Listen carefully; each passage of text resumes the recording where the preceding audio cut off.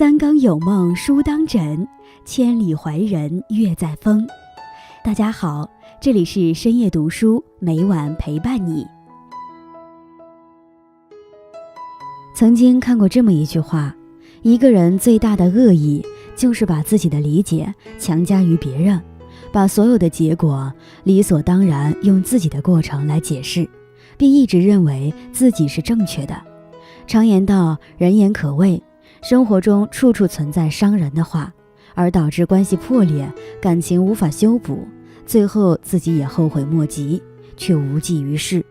一句漫不经心的话，很有可能会变成一把锋利的剑，深深刺痛对方。今天易安将和大家分享的题目如上。在开始今天的节目之前，希望大家能点击订阅和小铃铛，你的点赞和评论是易安最大的动力。感谢大家的喜欢，深夜读书因你们而精彩。有句话说，一句话能把人说跳，一句话能把人说笑。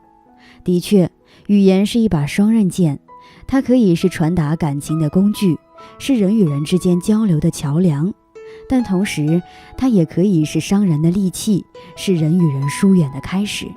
要知道，不是所有的事情都能够被讨论，会说是本能，不说才是本事。明知不问是一种善良，也是一种智慧，更是一个人最好的修养。明知不问是一种善良。同事小玲生活总是过得丰富多彩，时常约朋友聚餐逛街，但前不久她由于投资失败，多年的积蓄全部石沉大海，生活也因此变得窘迫。好几次我们一起相约去吃午饭，小玲都以有人约她为由推脱了我们。后来我们无意之间得知小玲投资失败的事情，并欠下一些外债。有一天，小玲突然问另一位同事阿琴借钱，她支支吾吾地说谎，称道家里突然需要装修一番，但我的钱都存在定期里了，一时之间无法拿出来，你能借我一些钱，日后我再还给你吗？阿琴听后没有拆穿他的谎言，而是笑着对他说，可以，正巧我也有一笔余钱，先借给你吧，这笔钱我不急着用，你可以忙完家里的事情再还我。有一次我在茶水间遇到阿琴，忍不住问他，为什么你不问清楚一点，再决定借不借钱给小玲呢？阿琴回答，如果不是真的有困难，谁又会低声下气找人借钱呢？追问太多只会让小玲陷入尴尬。还记得沈从文讲过这么一句话，不要刨根问底别人的过往，那可能是永远不想触碰的回忆。是啊，每个人都有每个人的难言之隐，有些话只想默默藏在心里，有些苦只想默默扛在身上。既然别人不愿提及，我们又何必苦苦追问呢？汶川地震之后，很多人失去家园，失去亲人，那些灾难中的幸存者已经瑟瑟发抖，他们只想尽快忘记，恢复到正常的生活中。但是有些无良媒体却一再追问，采访他们关于地震的细节。有些幸存者说，每一次采访就像是重回那个夜晚，那些悲痛的往事又如潮水般涌来，很多人反而因此加重了心理创伤。每个人心里都有一段尘封的往事，如果自己不愿提起，那就不要揭穿别人的伤疤。真正善良的人，看到别人有难言之隐，往往不会追问过多，而是会尽自己的能力，默默帮助别人，让别人顺利地度过难关。明知不问是一种智慧。曾经听过一句很扎心的话，如果你不追问，就会少很多欺骗。很多感情之所以变淡、疏远、破裂，不是因为什么都不肯说，而是事事都明知故问，探究到底。可是打破砂锅问到底，有时候并不能得到好的回应，反而更容易伤人伤己。看破不说破，懂得明知不问，才是人生的大智慧。诺贝尔文学奖得主莫言分享过自己笔名的由来。他坦言道，小时候放牛的时候，因为自己常常说错话，问了太多不该问的话，而给家人造成了极大的麻烦。母亲也多次哭着训诫我，叫我不该问的时候不要问太多，不该说的时候不要说出口。可即便如此，我还是忍不住把话说了出来，总是好奇这事情到底为什么这样。每当话说完后，又时常后悔自己的行为。于是他在开始成为作家之时，就给自己起了莫言这个笔名，以此时刻提醒自己要明白沉默是金这个道理。古语云，多言属穷，不如守中。人生要学会沉淀，沉默是一种成熟。五台山金阁寺的门口挂着一副对联，看破世事难睁眼，阅尽人情暗点头。一个人阅尽人情，就明白人世间很多事情看破也不必说破。王宝强和刘德华第一次相遇是2004年拍《天下无贼》的时候，两人在卫生间撞见。王宝强没有见过自动感应水龙头，一个劲儿地按，龙头却一直不出水。他急得满头大汗，又不好意思问别人是怎么回事儿。已经洗完手的刘德华看到了，什么也没有说，装作没有洗净的样子，重新把手伸向了水龙头，水流了出来。王宝强立马看懂了。如果直接过去教王宝强水龙头怎么用，那王宝强多少都有点难堪。但是刘德华却用一个善意的小动作为别人化解了尴尬。王宝强说，这件事让我一直难以忘记，刘德华一直是我的偶像，那时他连我的名字还不知道。看破是智慧，不说破是善良，明知不问是一种说话之道，更是一种处事之道。一个人恰到好处的分寸感，莫过于看破不说破，即使知道原因，也懂得闭口不说。最好的修养是明知不问。俗话说，世事洞明皆学问，人情练达即文章。说话要懂得掌握好尺度，言谈得当才是最好的说话之道。西汉初期，刘邦平定天下后，开始论功行赏。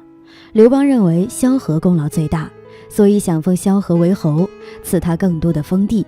但刘邦的心思很快就被大臣们揣测出来了，于是大臣们心生不悦，极力推荐曹参。许多人说，平阳侯曹参身受70处伤，而且率兵攻城略地，屡战屡胜，应当排他第一。听了大臣们的话后，刘邦虽然没有直接回答，但他的沉默已经告诉了大家，他还是想坚持己见。就这样，朝廷上气氛十分紧张。这时候，关内侯鄂军已经看穿了刘邦的心意，于是说到了，大家都评议错了，曹参虽然有战功，却只是一时之功。但皇上与楚霸王对抗多年，萧何常常前来帮助，填补战线上的漏洞。不仅如此，军中缺粮，也是萧何辗转多地，把粮食送到关中，粮饷才不至于匮乏。这才是万世之功。所以我主张萧何第一，曹参第二。鄂军的明知不问，急中生智，不仅化解了君臣之间的尴尬，还因此被加封为安平侯。真正有修养的人不会经常问东问西，而是点燃自己的光芒，投给别人一份善意的温暖。真正有修养的人不会随口乱说，而是懂得把握好说话的分寸，管好自己的嘴，做到守口如瓶。很多时候不动声色，不是因为不会说话，不敢说话，而是悟透了事情的真相后，知而不言，言出必善，懂得善待他人，给予别人理解与尊重。一个人最好的修养，便是做到明知不问。与朋友们共勉。人生路上，从天真无邪到成熟稳重，每一段经历，每一段成长，都鉴定了你的一切。曾经以为生命的结束很遥远，但只有经历过了，才会明白，世事难料，生命无常，明天和意外，没有人知道谁会先来，而你所需要的，便是迎接它，看淡它。今天叶安将和大家分享的题目如上。在开始今天的节目之前，希望大家能点击订阅和小铃铛，你的点赞和评论是叶安最大的动力。感谢大家的喜欢，深夜读书因你们而精彩。以前的时候总觉得一生很长，如今回过头看，兜兜转转，半生已过。看过这么一段话，觉得挺有道理。人生已过半，该走过的坎坷也走过了，该尝过的苦涩也尝过了，该看清的人心也看清了。既然前半生里我们已经尝遍了酸甜苦辣，看透了人情冷暖，那么人生的下半场，很多的东西我们都要学着看淡。有些话听听就好，别当真。最近刷朋友圈的时候，忽然想起我很久没有看到的一位好友的动态了。以往他几乎每天都会发1-2条朋友圈，我点进他的个人相册，发现只剩下一条横线。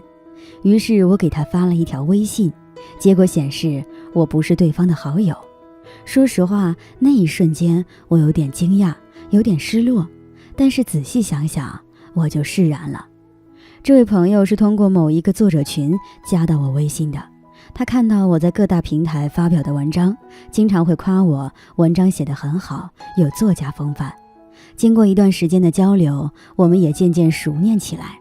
有时候他会找我帮他看稿子，他也常常告诉我，他把我当成自己的榜样，甚至还说过想要来我的城市见我。没想到时隔不到几个月，我们也还没有来得及见面，他就已经悄悄地把我删掉了。或许人与人之间的相处就是如此吧。有时候身边总有一些人出于各种目的，又或者只是无意间的，会对我们说一些奉承或讨好的话。如果我们把每一句话都当真，最终失望的只会是自己。因为言语很轻，而人心难懂，唯有时间才能让我们真正看清一个人。甜言蜜语说得再好听，阿谀奉承的话说得再诚恳，有时仅仅只是对方的一时兴起，却被我们当作走心的话记住了很久。殊不知，在这纷繁复杂的人世间行走，有些话听一听就好，没有必要当真。唯有如此，才能在面对世事变迁、人走茶凉时，多一分坦然，少一分失望。有些事知道就好，别拆穿。知乎网友旅行的熊猫君讲过自己的一段亲身经历。有一次他在外面办事，手机揣裤兜里忘了锁频，无意间触碰到后，拨号打给了一个同事。一般人接到一个电话的时候，如果对方一直不说话，基本都知道可能是误拨，挂掉就行。然而这个电话一直没有被挂掉。他当天刚充了50元话费，但是后来却被通知电话欠费。于是他打给客服查询，客服说他跟一个号码持续通话了很久。第二天他找这个同事说了这件事，没想到同事轻描淡写地说，以为你有事吗？又不说话，就把电话丢那儿了。我想在那一刻，这位知乎网友肯定是有点心寒的。这也让我想起朋友小磊曾经和我说过的一件事。他刚出来工作的那一年，在一家公司当实习生，办公室里2位年纪比较大的同事总是有意无意地挤兑他。后来实习结束，老板有意想要留下他，他自己婉言拒绝了。那2名背地里一直挤兑他的同事，却在老板面前说，我们也觉得很可惜，都挽留了他好几次，可他还是坚持要走。生活中总有一些事情会让你在一瞬间看清身边人的虚伪，也会让你明白，原来不是所有的人都能真正站在对方的角度替别人着想。年轻的时候，不管是喜欢一个人还是讨厌一个人，我们都会写在脸上。人到中年，我们的时间和精力都有限，没有必要浪费在一些不值得的人身上。与其正面的去和对方起冲突，不如当做一场笑话，一笑而过。当我们看透一个人的时候，只需要默默地从心底里远离就可以了。有时候看破不说破，看穿不拆穿，才是真正的大智慧。有些人接触就好，别深交。有人说，生活中有太多复杂的人和事，对着你笑的人有很多，但真心对你好的人却很少。我们不能对谁都掏心掏肺，但我们要做到问心无愧。电视剧《我是余欢水》中，余欢水有一个好兄弟吕福蒙。在他事业不景气时，余欢水瞒着妻子，把母亲留给他的钱整整13万块都借给了他。后来余欢水想要买一辆车给妻子，于是找吕福蒙要回借给他的钱。可是吕福蒙却一次次的忽悠他，先是让他带妻子去 4S 店看车，选好了他来付款。当余欢水和妻子高高兴兴地选好了一辆车，吕福蒙却消失了，电话也打不通。后来吕福蒙又骗他说自己在非洲办画展，半个月才能回来。当余欢水在大街上撞见吕福蒙揽着女朋友，大摇大摆地走在同个城市，谎言终于被戳穿。可吕福蒙却一脸嚣张地说，我就是要骗你，就是要撒谎，就是让你日子不好过，钱我会还给你，但是得看我心情。或许我们每个人都有过这样的经历，掏心掏肺地对一个人好，却换来了对方的狼心狗肺，毫无保留地信任一个人，却被当成了傻子。听过一段话，有些人只是点头之交，没必要掏心掏肺；有些人只是表面和善，没必要全抛一颗真心。我们难免要和形形色色的人打交道，但不是每个人都值得我们放在心上。对那些虚情假意、两面三刀的人，接触过即可，无需深交。我们的真心要留给值得的人。人生过半，学会看淡。年轻的时候，我们都希望自己可以活得烈马青葱，敢爱敢恨。如今见识过了风雨云烟，心态上也逐渐归于宁静。人到中年，已经不再困于人情，不沉迷于世故。徐志摩说，年少时我们因谁因爱，或是只因寂寞而同场起舞，沧桑后我们何因何故，寂寞如初，却宁愿形同陌路。真情难找，真心太少，走过半生，终将懂得。人与人之间相处，不怕被一杯开水烫死，也不怕被一杯冷水冰死，就怕被一杯温水耗死。走过了半生，也逐渐懂得了，这个世界上不是所有的事情都值得我们去较劲。有些话听一听就好，没必要当真；有些事心里明白足矣，没必要拆穿；有些人浅浅接触即可，没必要深交。人到中年的时候，也是时候善待自己了。该吃就吃，该喝就喝，凡事别总往心里，功名利禄尽力就行，喜怒哀乐随心即可，情缘深浅也强求不得。人到中年的时候，看透一切，用心生活，学会珍惜余下的生活。愿我们都能学会放下心中的执念，放下对一些人和一些事过高的期待，往后余生亲疏随缘，爱恨随意，与朋友们共勉。今天分享到这里，如果你也喜欢这篇文章，并且让你深有感触，希望你能分享给身边的人，让我们一起在阅读中成为更好的自己。最后，在 YouTube 和 Facebook 上都能找到深夜读书哦，也期待与你的互动。感谢你的收看，我们下期再见。